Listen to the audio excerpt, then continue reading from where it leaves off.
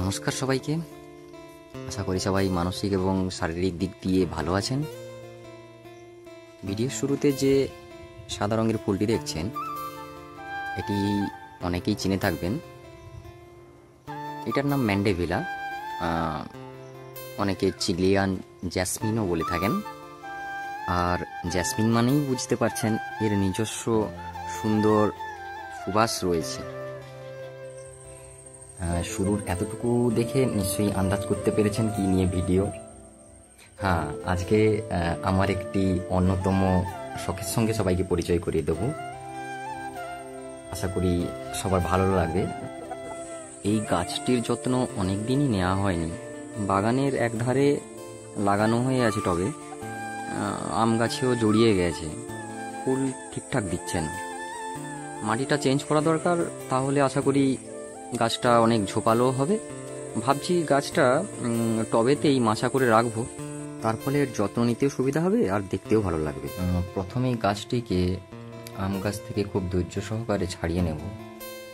লতানো গাছ এবং খুব পেঁচিয়ে আছে, তাই একটু সময় নিয়ে ছাড়াতে হয়েছে। ফুলটি দেখতে পাচ্ছেন কেমন গন্ধও আছে। এখন পটটি রেডি করে নেব। মাটির টবে আগে থেকে হোল দেওয়া থাকে, তবে ড্রেনেজ সিস্টেম আরও ভালো করার জন্য টবে এক্সট্রা আরও একটা হোল করে নিচ্ছি।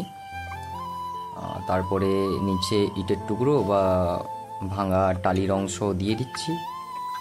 তার উপরে কিছুটা পরিমাণ ধানের তুষ, অবশ্যই সেটা পুরনো হতে হবে, পচা হতে হবে, নাহলে ফাঙ্গাস লেগে যেতে পারে।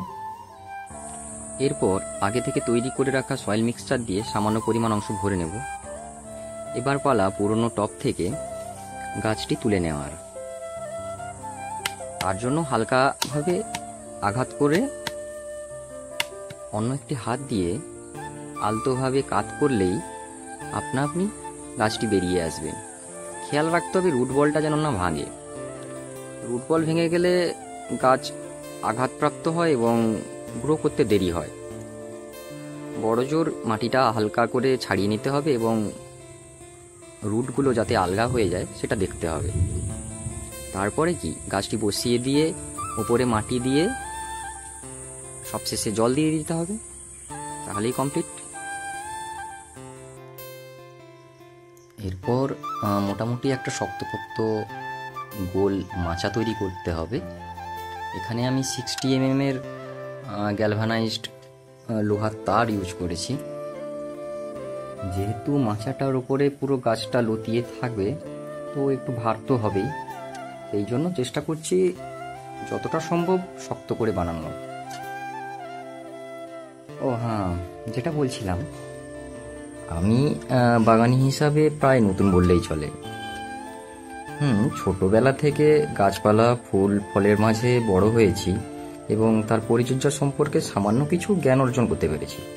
তবে প্রপার সেই অর্থে গার্ডেনার হয়তো হতে পারিনি। যতটুকু জানি তা দিয়ে শখের গাছগুলোকে দেখভাল করি এবং চেষ্টা করে চলেছি নতুন কিছু শেখার।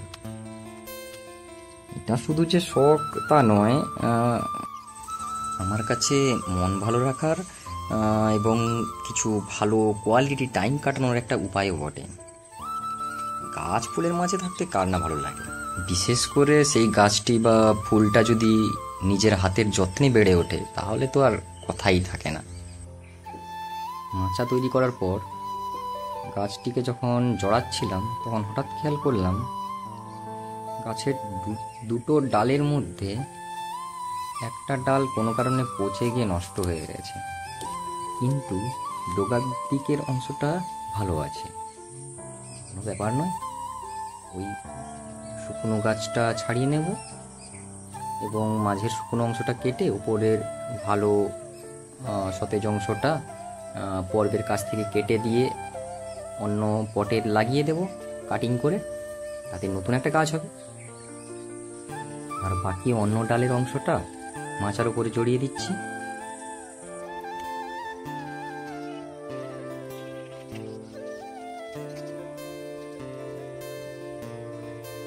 দেখো, রিপোর্টিং করার পরে মোটামুটি এরকম একটা চেহারা নিয়ে দাঁড়িয়ে আছে। যেহেতু একটা ডাল বাদ দিয়ে দিয়েছি, ঘনত্বটা একটু কমে গেছে, ওটা কোনো সমস্যা নয়। বর্ষাতে গাছের ঘনত্ব বৃদ্ধি পেয়ে যাবে, ফুলও ফুটবে আশা করি। এটা নিয়ে পরে আবার আপডেট দেব। এখনকার মতো টাটা, সবাই ভালো থাকবেন, সুস্থ থাকবেন।